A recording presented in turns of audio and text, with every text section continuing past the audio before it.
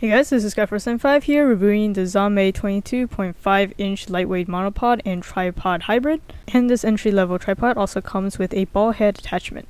If you haven't already, you can check out my unboxing video. The link as usual will be in the description and also at the end of this video.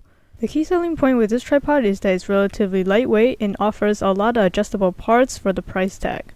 Each of its 3 legs can be extended up to 3 times and they lock in place very easily. You can adjust it at almost any angle and you can hold them in place with this little locking mechanism here at the top of each leg. Then if you feel like the adjustments of the leg is a little bit too tight or too loose, it does come with an included Allen wrench that you can adjust the tension of the legs, and it also comes with a nifty way of storing it. You can just attach it to the leg using this adapter right here. Since the 3 legs are not held together like some tripods, you can orient it in pretty much any situation, as you can see here. Then at the bottom of each of the legs is a rubbery material with a circular design to help you grip on any surface. And even though this is made out of aluminum, so it's a little bit heavier than say carbon fiber, but that's also much more expensive, but it's also quite lightweight. But even then, if you wanted to weigh down the tripod more, there's actually a little hook here at the bottom that you can maybe put a sandbag or something if you like to weigh down the tripod a little bit more if you're shooting in, say, windier conditions. But the adjustments don't stop there. The center pole is actually also adjustable in 2 ways. So you have this big knob here at the base of it, so you can move the entire stock all the way down here.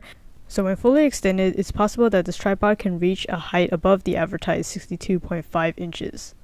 Another nifty thing that the center pole can actually do is be completely inverted. So you can actually unscrew completely the bottom part of the pole and then you just go ahead and loop through the opposite way, so you can actually film in a inverted position so you can get those close-up shots, or if you need a greater stability, if you want to use the tripod as kind of a holding gear, you can also do that. Now let's talk about the ball head. So the entire top portion can be unscrewed and to reveal a 3-inch threading so that is compatible with other possible heads. Maybe you want to install a fluid head or whatnot. But this is meant so that you can remove the top portion and actually mount it onto one of the legs to create the monopod portion, which I'll show a little bit later. So going over how the ball head works, there are a total of 3 adjustment knobs that you can use to change the locking position of the ball head. So the top 2, the bigger ones, there's one that's called tilt and this pink colored one that changes the tension in the lateral direction, and then there's the other one that changes it in the horizontal direction. However, only making adjustments with one knob would not actually lock in the other direction if the other knob is not even touched. So it makes me kind of wonder why you really need 2 knobs in the first place, because if you, for instance, completely loosen the tilt knob, you can still move the ball head in pretty much any direction just with a little bit of resistance. Therefore, it is not possible to make really fine adjustments using these 2 knobs anyway, so I would have preferred that they just lump the whole function into a single tension knob, as found in another tripod that I own by the Rangers, where they just used one single knob to either tighten or loosen the ball head. However, something that this particular ball head has that my Rangers ones doesn't is this additional tension knob for the pan. As you can see, there are measured tick marks along the whole outer rim of this panning circle, and there's a little indicator where you can take a note of where you started the pan. So the tension knob for the pan just allows you to adjust how much resistance you want when you are making your pans. And you can also check to make sure everything's level. There are 2 bubble levels included, one here on the top part and here on the side. This is actually a quick release knob, so it has a quick release plate, which means once you just unloosen the top portion, you can easily slide off the mounting plate, so you can easily remove your camera, as opposed to, I guess, the older versions where you had to get some kind of a screw to loosen that up. But there's also a little bit of a safety feature built in. You see these little notches in the top portion, so this is to prevent the mounting plate from completely sliding off all at once if you, say, lose your grip. So the way that you mount your camera onto this mounting system is first you have to remove the quick release plate, and here underneath there is a conveniently placed ring that you can simply flip up to help you screw it into the bottom of your camera.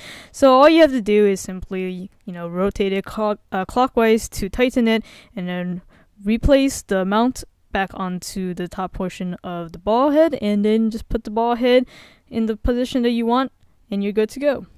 Then collapsing is very straightforward. It's actually able to collapse to a size that's just a little under 2 feet long, and to do so you just need to make sure that the center piece is pushed up all the way, and then you go ahead and retract all the legs, fold them upwards, and then go ahead and stick it into its included carrying pouch, which also has a nice little adjustable strap. However, it's not as padded as the one that came with my Ranger's tripod. I would have liked it to provide a little bit more protection, but at least it give you a little carrying case. And now let me just show you how to convert it to its alter ego, the monopod. So you just unscrew the top portion, the ball head, and then you unscrew the leg that has the padding on it. And then you can go ahead and reattach those pieces together to form a monopod. Obviously the mounting system's the same way, just mount your camera as you would usually, and there you have a monopod. So for the money at around $60, as usual, I'll put the link in the description for you guys to see the most up-to-date price. But for around that price, I think this is a pretty nice lightweight travel tripod that you can take around with you. The wide variety of adjustments that you can make with this tripod is pretty much suitable for almost any photography and videography need, especially with that pan adjustments. However, I can't recommend that you use the tripod with every type of camera, specifically with cameras that are probably over maybe about 6 pounds or so. Even with my mirrorless camera that I have here with my 18-105 power zoom lens, it actually tends to slip a lot, and that's mainly due to the small footprint of the mounting plate and the even smaller surface area of the mounting grip tape that's on this thing. And I found that after using it for just a short period of time, the grip tape actually just came right off. It's not solidly glued onto the mounting plate itself, so I actually had to take out my super glue to glue the tape back onto the mounting plate. So for my uses, I actually prefer my Ranger's tripod, which I also did another review on. You can check that out. The link will be at the end of this video. But that one, I do like that it has that single adjustment knob for quick adjustments with the ball head, and also a slightly bigger mounting plate. And it also includes a nicer carrying case. However, this particular tripod I think is still good for those of you who have smaller cameras, who want to do photography and maybe a little bit of videography to take advantage of that pan feature, which is actually still quite smooth. Then I can definitely recommend this ZOMEI tripod over the Ranger's tripod. But both of these tripods are in a nice entry-level budget range, so you can go ahead and check it out. The link will be in the description for both of these products. Thank you for watching this video. If you found it helpful, please give it a like. It'd be greatly appreciated. And make sure to subscribe to my channel, Skyforce95, if you haven't already, to get more content like this. Or if you're watching this on Amazon, head over to my channel URL right here, or just search it up on YouTube, Skyforce95. There you'll see a bunch of my product reviews and unboxings. Feel free to browse, or if you want to search for something specific, just hit that search field. That'll do it for this video. This is Skyforce95. Thanks for watching.